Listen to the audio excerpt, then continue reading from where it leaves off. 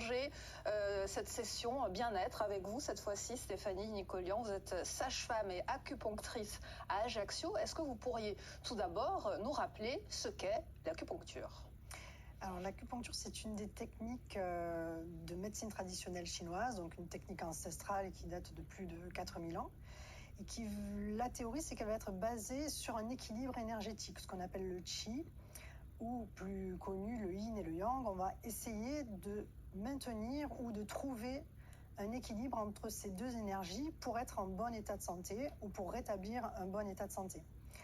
Donc pour cela, on va appliquer de fines aiguilles sur la surface de la peau, sur des points d'énergie qui sont situés sur des trajets, des méridiens d'énergie. Qu'on désinfecte au préalable. Qu'on désinfecte, exactement. Ce sont des aiguilles très fines, stériles, à usage unique, qu'on jette après chaque patient. Voilà. Et donc par cette technique, on va rééquilibrer les énergies. Soit il y en a, pour parler un peu entre guillemets vulgairement, soit on a un excès d'énergie, soit on a une insuffisance d'énergie. Il peut y avoir des déséquilibres que le thérapeute va, en questionnant la personne et en regardant aussi son profil, ses pouls énergétiques, l'examen de la langue, etc., va déterminer quel va être son traitement pour rééquilibrer et quel point utiliser. C'est-à-dire que lorsqu'un patient ou une patiente se présente à vous, vous pouvez vous dire « Oula, trop de yin, trop de yang ». Oui, ça peut arriver. Ne serait-ce que comment la personne va sonner à la porte. Si voilà, on sonne très énergiquement, par exemple. Et c'est quoi si on sonne énergiquement ? On va être plutôt yang, plutôt trop yang. D'accord. Voilà. En fait, on prend vraiment la personne dans sa globalité parce que l'esprit de la personne va influencer également sur le corps, donc sur l'état corporel. Et quels seraient les symptômes, les caractéristiques d'un trop-plein de yin ? Trop-plein de yin ? Oui. Alors, un trop-plein de yin, le yin, c'est à l'inverse du yang, c'est-à-dire que c'est du calme, c'est l'énergie de la nuit. Ah oui, donc nous en sommes protégés, alors donc, nous avons de la marge.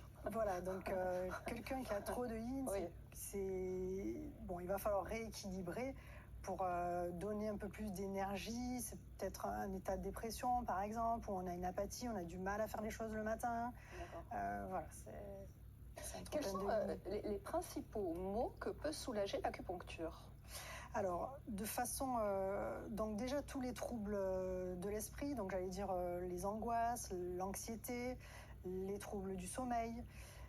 Ensuite, on va avoir tout ce qui est inflammatoire, donc les douleurs, tendinites, sciatiques, les rhumatismes. On va avoir les sinusites chroniques, par exemple, les terrains allergiques, ça aussi, ça peut vraiment aider. Qu'est-ce qu'on va avoir Et l'acupuncture, c'est une thérapie brève comme l'hypnose ou ça peut s'installer dans un temps un peu plus long ? En pratique, l'acupuncture, ce serait tout d'abord une médecine de préventive. C'est-à-dire que l'idéal, ce serait de faire une séance par mois ou au moins une séance par trimestre à chaque changement de saison. La prophylaxie, finalement, un petit peu. Voilà. Et sinon, souvent, il faut quand même une série de séances. Par exemple, 3, 4, 5 séances. Tout dépend de l'ancienneté, par exemple, de la douleur, de l'intensité de la douleur. Voilà. Mais parfois, j'ai un patient, par exemple, il avait une tendinite depuis 1 mois. Il avait au poignet. J'ai fait une séance. J'ai dit, bon, on se revoit la semaine prochaine. Et puis, il m'a dit, bon, je viens vous voir, mais j'ai plus mal. Je dis, bon, très bien, on ne fait plus de séance. En une séance, c'était terminé.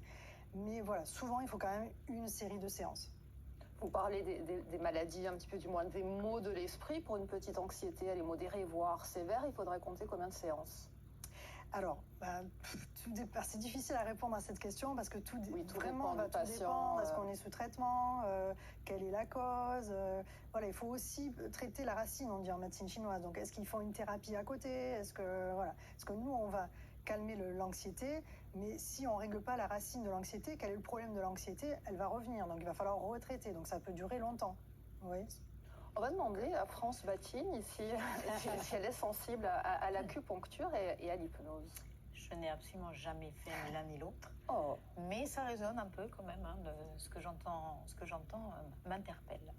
Donc pour des, alors j'aime pas le mot résolution, voilà, mais pour vous améliorer, par exemple, vous pourriez pourquoi pas consulter une hypnothérapeute ou une acupunctrice. On va se dire ça pour l'année 2025. Et et très rapidement, pour l'arrêt du tabac, est-ce que l'hypnose peut être efficace? Oui, donc moi c'est vraiment ma spécialité, c'est en une séance, même si on est un gros fumeur, même si on a fumé depuis très longtemps.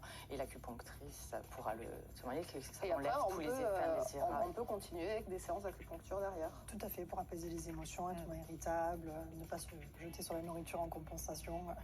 Bien, merci beaucoup d'être venu en ce vendredi, la première du vendredi en direct de l'année. Merci Stéphanie Nicolian, merci France Mathilde, on vous retrouve demain bien entendu à Medior. Merci Erika Nakahashi et merci à vous de nous avoir suivis. Nous étions en direct. Buona giornata a tutti dans France 3 Corsica via Stella et à domani.